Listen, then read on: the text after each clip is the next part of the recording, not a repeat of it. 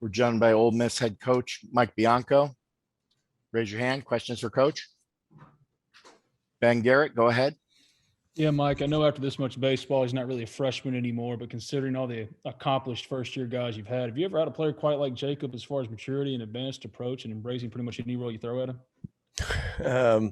Wow, the way you put it that way, Ben, no. No, and especially to play a premium defensive position. I think that's the thing that goes unnoticed is, he's a shortstop too. It's not like he's playing first or playing left field. And so a lot of pressure on both sides of the ball for him. But, no, he's had an outstanding year. I don't know what Stephen Head's numbers were, his freshman year. He was a national freshman of the year, so they obviously were good, but part of that was pitching. He was a dual guy. Another great freshman was Seth Smith, hit like about 400, but wasn't as productive as Jacob. I don't think he had the homers, but again, was a right fielder, but he's as good as we've had. Nick Suss, go ahead. Obviously, they put a ton of stress on Doug in the early innings, but he just kind of battled through and worked. What did you see from him that he was able to kind of work around that stress, strand a bunch of runners, and still do his stuff? He's Doug, and credit them.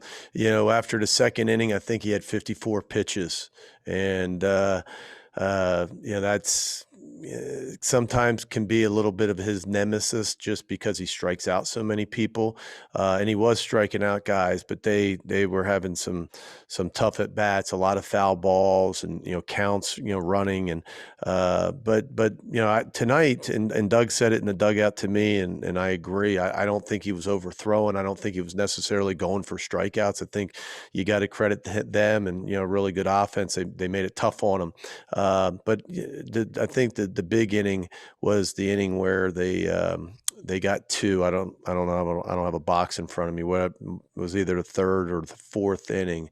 HBP, a couple hits. There was an out, I think a ground ball to first baseman kind of sandwiched in between then.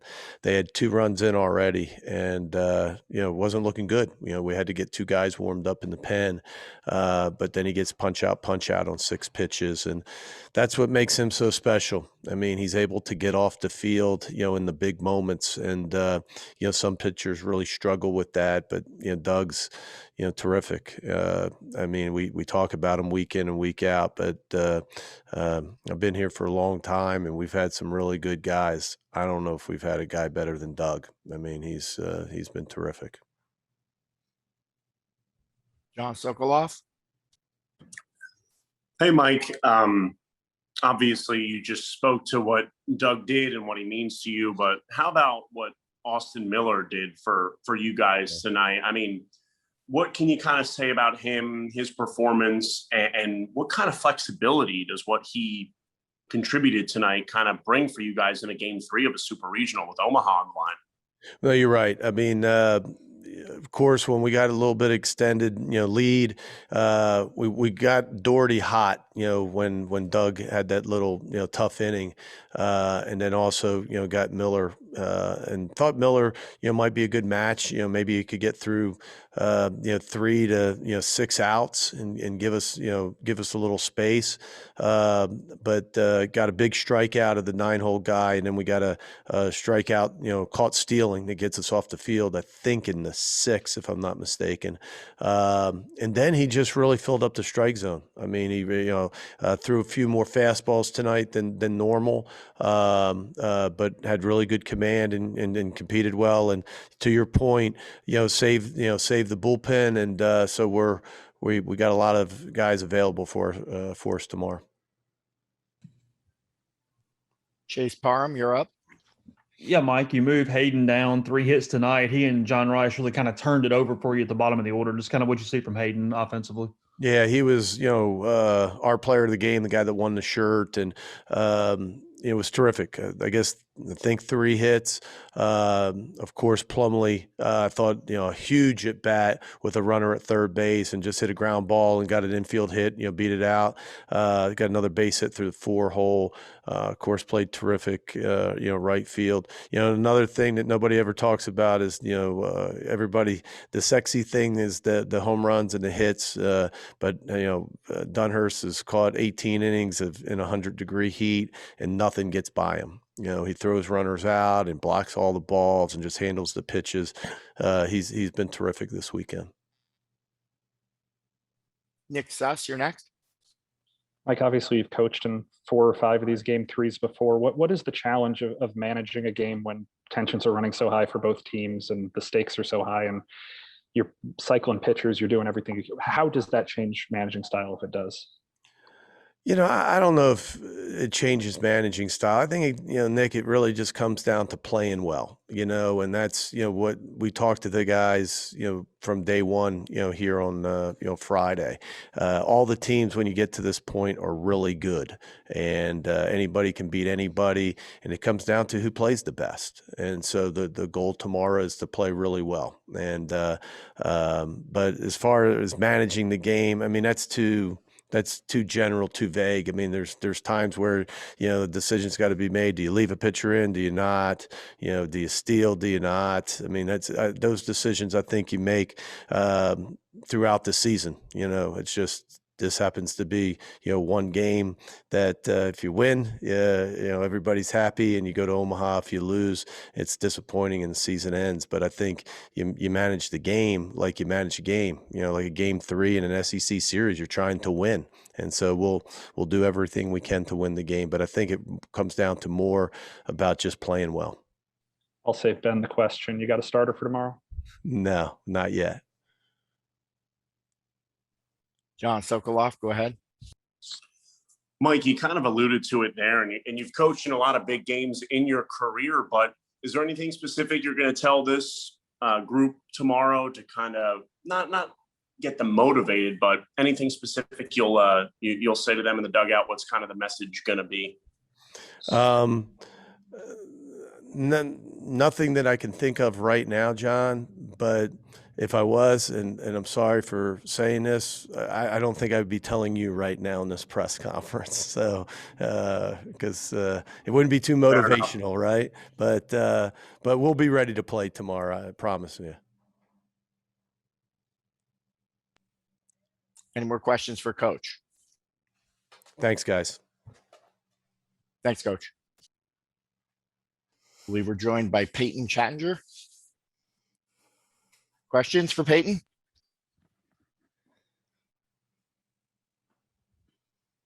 Ben Garrett, go ahead.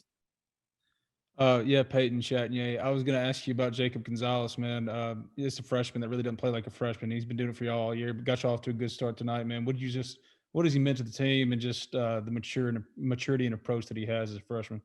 Yeah, I mean, he's been a outstanding player as soon as he stepped on the campus here back in the fall. I mean, you could just tell from the way he plays and fall under squads and everything like that. He carries himself different than a lot of guys on the team, with a lot of confidence. He's really good. And obviously, Doug's going to get a lot of the headlines here tonight for doing what he always does. But Austin Miller really saving the bullpen. How huge is that for tomorrow?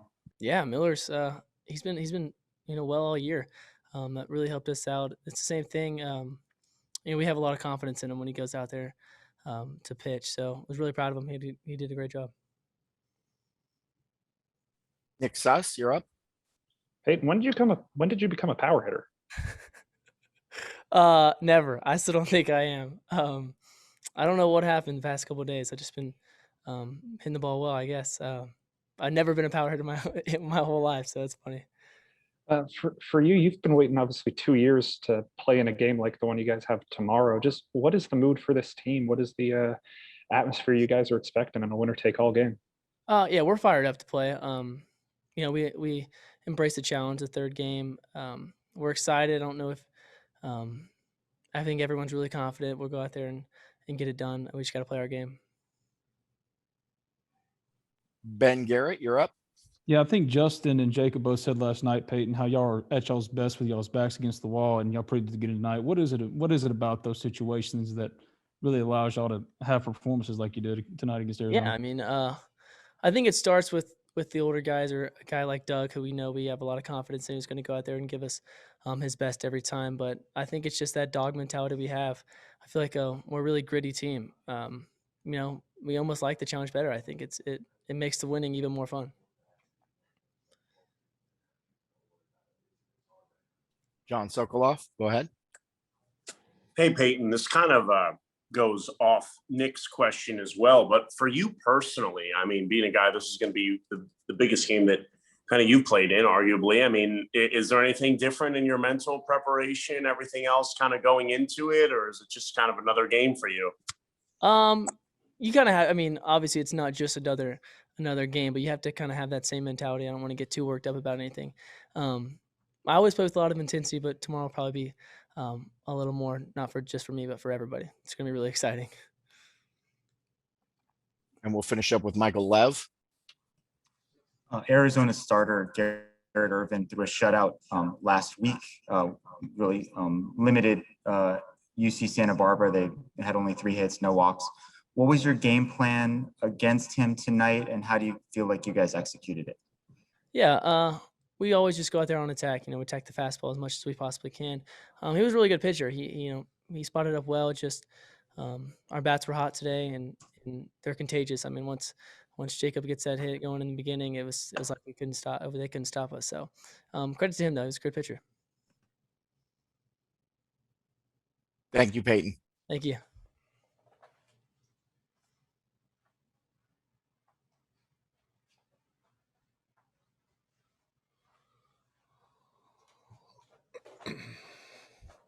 And we're joined by Doug Nikhazy. Questions for Doug? Ben Garrett, go ahead. Doug, y'all have been through this before, man, as far as having your backs against the wall and then finding a way to win. And it seems like every time that y'all are in these situations, you're at your best. What is it about this team that allows y'all in these situations to play at your best? Yeah, I think this team's so different from any other team that I've ever played before. I think a lot of teams are going to have a lot of anxiety in these win or go home type of situations. And I mean, we wake up in the morning, we're all just maybe not the same exact way, but still just extremely loose and just like dripping with confidence. Like, hey, we're going to play tomorrow. Everything's going to be okay. And that's what I love about this team is just how much confidence they have. And it really is a different vibe than any other team I've ever played on. And that's why I'm still going to be so confident about tomorrow. Jacob's been good since day one, man, and he got you off to a good start with the home run. Just what have you seen from him all year, and how impressed are you with just his maturity and advanced approach for his age? Yeah, I think what makes Jacob so good, and maybe I'm not the best person to talk about it, but is how even keel he is. You never too high, never too low, and that's just shows maturity out of a young guy. That sometimes he can get really young guys can sometimes get a little bit emotional in those spots and ride the highs and then go down in the valleys when things get bad. So I think that's what makes him so good, and it's super impressive to see. And I can't wait to see what his career is going to look like. Nick Suss, go ahead.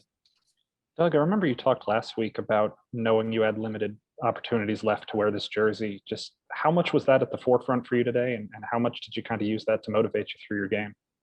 A little bit, not as much. I kind of pushed that one away. Sometimes, I guess, in the regional, I can think about it more. But in today's situation, I know that my season's going to end in Omaha, so wasn't thinking about it as much today. But still in the back of my head.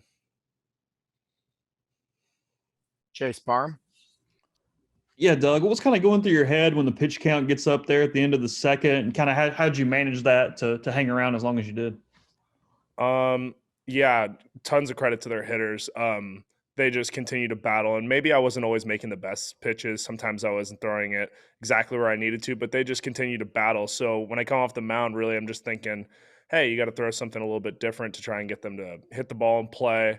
And but same thing that I'll reiterate what Coach B said, which is just, don't change the plan because the pitch count's going up. Like, we have enough guys in the bullpen that can get it done. So just continue to go after them, and as long as you're throwing up zeros, it doesn't matter how many pitches you're throwing. John Sokoloff, go ahead. Doug, you're a confident man about your team heading to Omaha, but I just wanted to ask. I mean, what Austin Miller was able to do tonight for you guys, does that kind of help out your confidence in terms? I mean, you guys only used 2 pitchers tonight. You know, you have much more flexibility heading into to Sunday. Yeah, it's a boost. It's a boost for our staff, and of course, it's a big boost for our team just to have pretty much anything at will that we want out of the pen tomorrow. And what a fantastic job by him! I think he deserves it a lot, and he brought his best stuff, and that's going to continue to help us throughout the season. But yeah, it was just an unbelievable outing, and didn't expect anything different. So. And a quick follow up to that. I mean, you've thrown a lot of pitches the last couple of weeks. Just wondering how you're feeling personally. I know Mike Bianco talked about earlier how you texted him, say you're ready to go to help however your team to win. But physically, how you feeling? I'm feeling really good. I've been doing a lot of work with J-Bone. It's been all hands on deck, or Josh Porter, excuse me. I've been doing a lot of work with him, and just continue to make my body feel really good. And I think once we get late into the season like this, we're really dialing the recovery. So been recovering really well, and also just kind of still trying to ride that high. So the arm always tends to feel good whenever the ball is going to be handed your way. Nick Suss, go ahead.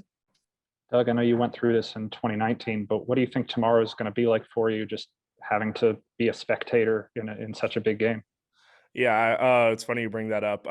As soon as we lost the game on Friday, I was already thinking about what I'm going to say to our team before the game on game 3. And it wasn't because I was so confident in myself, but I just knew that our offense was going to show up like they did today. But yeah, it sucks to be a spectator, but I know that our team's going to get it done. I know things are different. And I know that the vibe, for lack of a better word, is just completely different. And and I think one of the things that we constantly think about is like, we don't wish it was easier. We just wish we were better. And I think that we're going to play better than them tomorrow. And we'll finish up with John Sokoloff. Doug, you mentioned it a couple of times there, but you're a very confident guy in your team's ability to win tomorrow. What overall makes you so confident in this team that your season's going to end in Omaha on the road against the number 5 team in the nation on obviously their home turf in a super regional? I mean, some stuff I guess I just can't really explain. But what I can explain is the bats. I can explain the arms and just our relentless will to want to win these ball games. And honestly, just the intangibles. It just seems like we play our best baseball with our backs up against the wall. And I think we showed that today, and I think we will show that tomorrow. All right. Thank you, Doug. All right. Thank you, guys. Howdy, toddy.